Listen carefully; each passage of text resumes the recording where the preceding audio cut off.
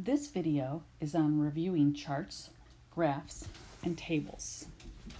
If you take a look at this chart that we have in example 1, you will notice that we have information that runs from side to side, left to right. These are considered rows.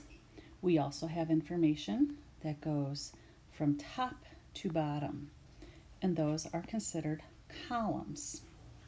You'll also notice that we have some words in bold print here, where we have cats, dogs, black, white, total. These are called headers. So if you're looking at letter A and they say, what are the headers in this table? That would be all of these titles in bold. So this would be our answer for letter A.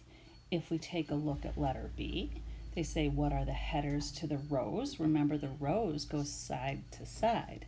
So the headers for the rows would be black, white, and total. And there you have your answers for letter B. In letter C, we're asked, what do the columns describe? This next column here describes the number of cats, the next the number of dogs, and then the next the total for each animal. Moving on to letter D, how many black cats are there? That means we want to see where the row black and the column cats intersect, and that intersects at 2. There are 2 black cats. Next, we're asked how many dogs are there in total. So let's take a look over here. We have our column for dogs, and in total there are 3 dogs. So we have 3 dogs in total. Next, we're asked which color is most popular for cats. We look at the column for cats. We have 2 black cats and 3 white cats. So based on this table, 3 cats are white. So white is the most popular color for the cats. Let's move on and talk about a different type of chart called the pie chart. A pie chart shows how we divide information into parts. Notice over here, this pie chart has a title. It's cars. You'll notice that we have a box on the lower right. That's called the legend. And if you take a look at this example here, the darkest shade, if we look at the darkest shade on the legend, the darkest shade represents Friday. And consider this chart in example 2. We are going to be asked to make a pie chart of this given information here. Notice the header for our columns is TV programs and persons. How many people watch each event? Now, first of all, we need to add up this entire column, and we will get that the total number of people on this chart is 100.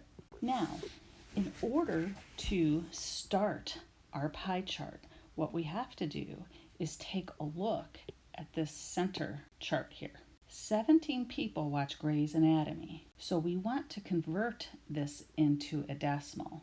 And how do we do that? We take 17 and we're going to divide it by our total. And that's going to come out to be 0.17. And notice we do that for each of these entries here. For Family Guy, 34 divided by 100 gives us 0.34. It's always the number of occurrences divided by the total occurrences. That will give us our decimal. If you need to, pause the video and make sure you're able to come up with these answers as well. Now let's keep going. We have our chart with the number of people that watch each show. We've converted all those numbers into decimals. Now we need to figure out the angle measure for the slice of the pie, or the center of our circle, in which this group of data is going to take. What you are going to do is you're going to take your decimal value. I'll do the top row for Gray's Anatomy, which is 0.17. And you're going to take that and multiply it by 360 degrees. Why 360 degrees? Because there are 360 degrees total in a circle. And after calculating this, we'll get 61.2 degrees. Taking a look at the pie chart in the lower right-hand corner, do you think you could match up these central angles with the pieces of pie that belong in this pie chart? If we take a look and consider Gossip Girl, the central angle for Gossip Girl is a 93.6 degree angle.